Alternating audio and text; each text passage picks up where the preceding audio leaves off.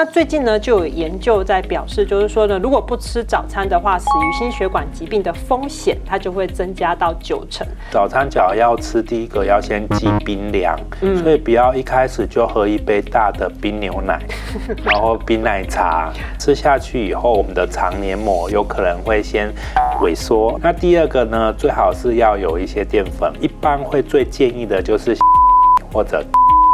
它可以让启动我们的肠胃系统的这些能量，它在强化我们的免疫力。所以如果说早上只是吃纯蛋白质的话，这样是 OK 的吗？你的系统其实是要健康一点的人比较适合。欢迎来到健康养成记，我是 Amber。早餐呢是帮助开启一天活力最重要的一餐。那最近呢就有研究在表示，就是说呢，如果不吃早餐的话，死于心血管疾病的风险它就会增加到90%。那之前我办过一个14日组堂的这个活动，那发现参加了这个朋友呢，第一个卡关的问题就是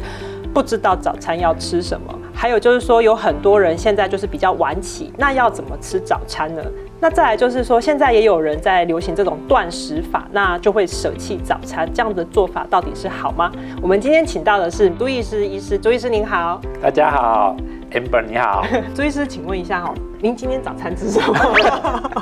其实我自己本身的话，会比较习惯吃中式早餐啦。那所谓的早上的这个早餐，刚刚有提到要吃，对，原则是什么？其实我们在一般讲到的这个肠胃系统，它除了吸收以外，它可能会把营养素带领到我们的肝脏的各部分。那肝脏去做一些营养素的代谢以后，才会再把它丢到血液里面。所以这个早餐假如没有吃呢，这个血液里面的一些营养素，或者说它的一个协调性，也许会弱一点。所以久而久之，可能关乎到我们所谓的这些心血管疾病的一些问题。那另外我们早餐假如要吃，第一个要先忌冰凉，所以不要一开始就喝一杯大的冰牛奶，然后冰奶茶。真的很多男生都这样。所以我们所谓的要忌这些冰冷的东西，是因为它吃下去以后，我们的肠黏膜有可能会先萎缩，而且会先变反白。我们这一些肠黏膜，它可能受到冰冷的刺激以后，像冻伤一样，可能还没有到冻伤，但是身体有一个机转就是身体只有产热的这一个效果，身体不会产冷，所以它产热有点像就是血管，它微血管就会忽然就会被紧缩，而且交感神经被刺激以后，它的这一些温度跟体温，我们的体温可能会先增高。所以反而你吃冰的，有可能不见得会扩到，更热。反而有时候再过一会儿，你反而会有点更热起来，因为它在把那个冰融化掉。对，要跟你的吃进来的食物做一个平衡。那生冷的食物，除了这些冰冷的东西以外，其实还有生菜沙拉啦，或者水果、优格。所以其实你假如说这种比较生冷的东西，我比较不建议说在早上吃。所以早餐的第一个原则不可以吃冰冷的东西。那第二个呢，最好是要有一些淀粉、五谷杂粮。我们所谓胃纳五谷，以养五脏气。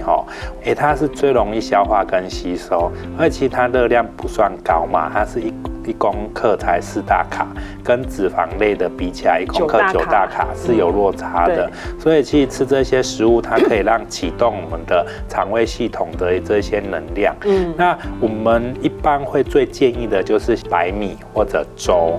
粥的话，它是糊化程度更高，所以它直接升高血糖更直接，所以身体在消化的这一面，它就会变得比较负担不会那么大，反而就可以直接吸收的好一点。这真的是有好有坏，因为刚刚提到升高血糖，那个高血糖的人都会吓一跳，但是其实它有好处，就是身体更容易去使用它。对，那我们假如说有一些血糖比较不稳定的朋友，他可以多加一些青菜，或者说他可以多放一些其他的一些五谷杂粮。其实有一个叫做米油，其实就是我们台语会说暗，可是那个煮成粥它上面的那一层。对，那我们要吃这些暗，它要做什么？有可能是要提供我们这一些血糖之外呢，它在强化我们的免疫力。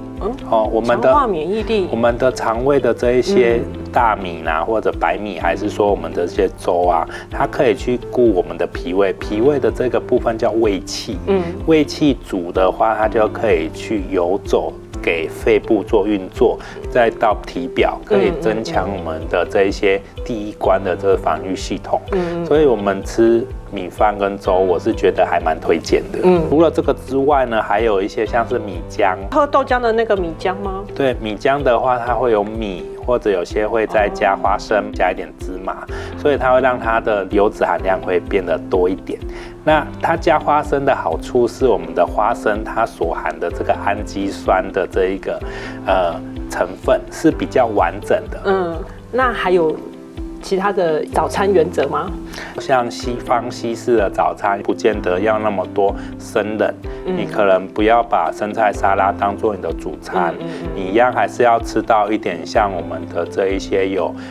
米面类的一些食材。我会建议说，你可以去找五谷杂粮多一点的面包，你可以多增加一些纤维质的含量。那另外，它假如说是一些比较偏肉类的选择上面的话，不要每一次都选像卡拉鸡腿堡有炸的。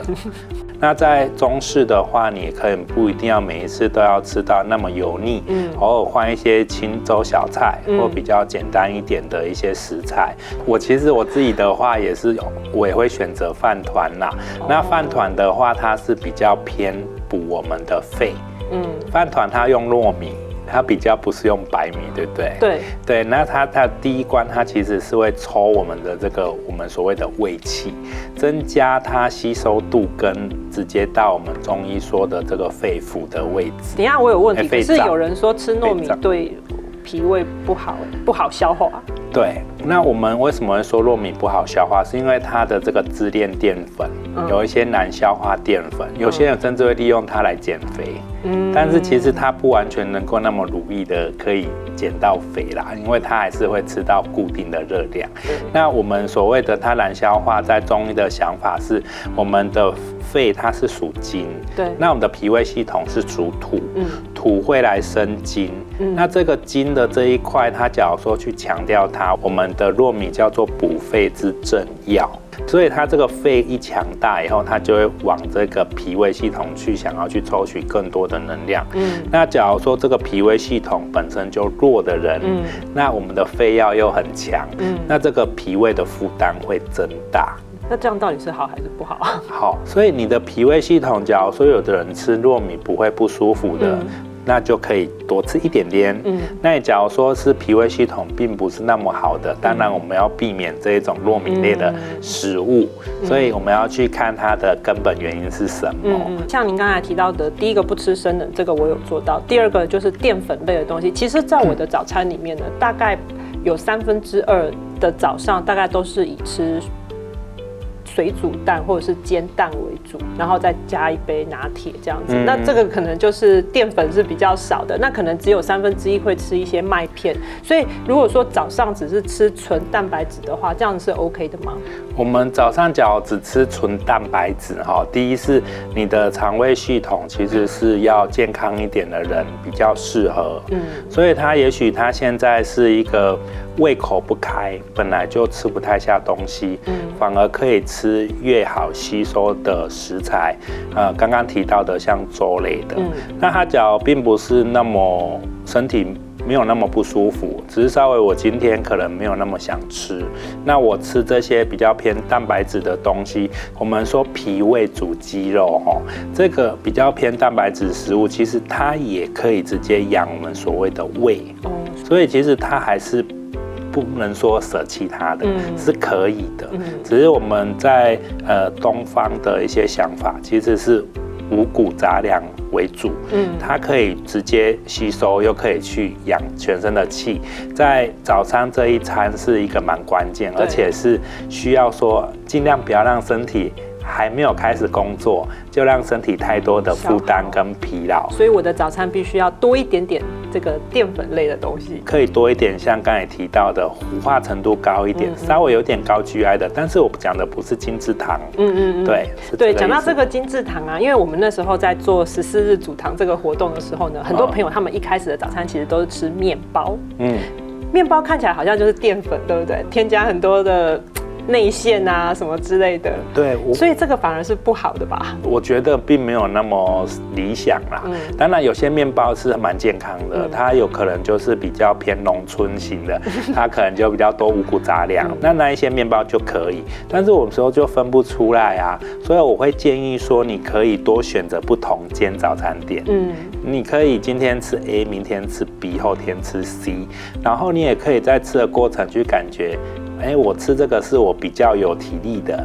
精神状况比较好的，还是我吃完感觉反而更没精神？其实我们身体会有感觉的哦。我不知道你有没有那种经验？后来改早餐不太吃一般的面包了以后呢，我后来如果再吃面包的话，其实我根本觉得没吃到任何东西的感觉。对，有点像它的能量密度很低，或者非常轻到你觉得好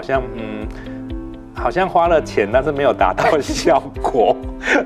那现在还有一些人，就是他们会是采用这个断食法。那断食法只能那段时间吃的话，常常就会舍弃早餐，这个是一种人。那另外一种人可能就是太晚起来了，他变成是早午餐合在一块吃的，那他们就没有吃到早餐这一块的。那所以这样子对身体是健康的吗？当然，我觉得是不完全到非常健康啦。纯粹用我们的经络的概念跟想法跟走向的话，早上在这一个7点到11点这一段区间，就是我们的胃经在循环在走，所以我们身体的这些气血跟能量，其实会在胃经的部分跟胃的这个连接的这一块，它会比较效益上面是这一块的运作会比较高，所以我们在这一块的时间点，我们就是尽量能够进食，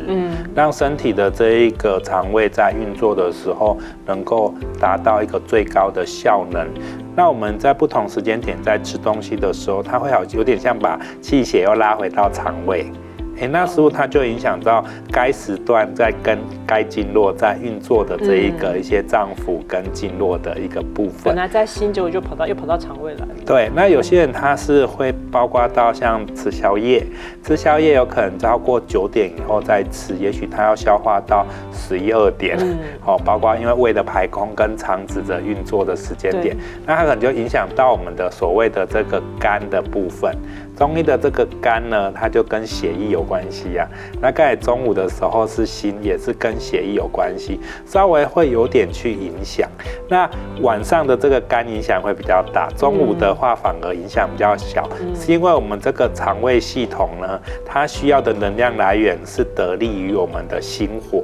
我们中医讲的这个心火，就是我们身体的能量的核心，跟温血动物的这个核心，所以它可以去让我们的肠胃跟消化吸收更好。所以假如说早午餐到中午一起吃，也许影响到没有那么大，只是说我们一样要去保持说我们不要过于生冷，然后另外是要去让我们的身体吃一些比较好运作吸收的，并不要在第一餐就吃得太油腻。如果去吃早餐店的早餐啊，对我来讲最大的危机就是糖，因为不管是酱料，或者是说像我以前最喜欢喝的就是早餐店的奶茶，但是因为后来在减肥的时候呢，我有一次就是喝奶茶，然后跟他讲说不要加糖，结果我喝了2口我就把它扔了，因为我根本不晓得我自己到底在喝什么东西。我觉得后来我才觉得说，原来我那么爱喝那个奶茶，应该都在爱喝那个糖而已。对，所以对您来讲的话，您觉得早餐店除了有糖的危机以外，还有像我们刚刚讲说，可能如果是中式的早餐可能会过油一点点，那还有什么样子的危机会在早餐店我们可能要避免去吃到呢？那其他还有一些部分的话，像是生菜沙拉，或者说一些比较健康的有机饮食的部分，其实在目前在研究上面，生机饮食还没有到一个很确切的一个结论。当然，它假如对我来讲的话，有可能可以去做调整，包括现在有时候会流行的绿拿铁，他们也会有做一些调整，是它可能会把青菜烫熟，那它就比较不生冷。然后再去做一些打汁的动作。那另外，假如说真的会觉得有些人会觉得我今天就只想要吃这一个青菜，不想要吃其他的淀粉的话，我觉得可以变成你可以调节，我偶尔吃淀粉类的，偶尔不要吃，但是我不建议全部舍弃。那有些状况是我们有在做特殊的饮食控制，那就另当别论。其他的话，其实就是我们那么多种饮食概念，其实很多种食材我们可以自由搭配，只是我们不愿意做，但是不是做不到。OK， 所以今天医生讲的最大的危机就在于我们的意志力。不过今天其实这一集呢，也提供了大家非常多的一些选择的原则，哪些东西不要吃，然后吃哪些东西对我们的肠胃才是好的。所以今天非常谢谢朱医师的分享，谢谢您，谢谢。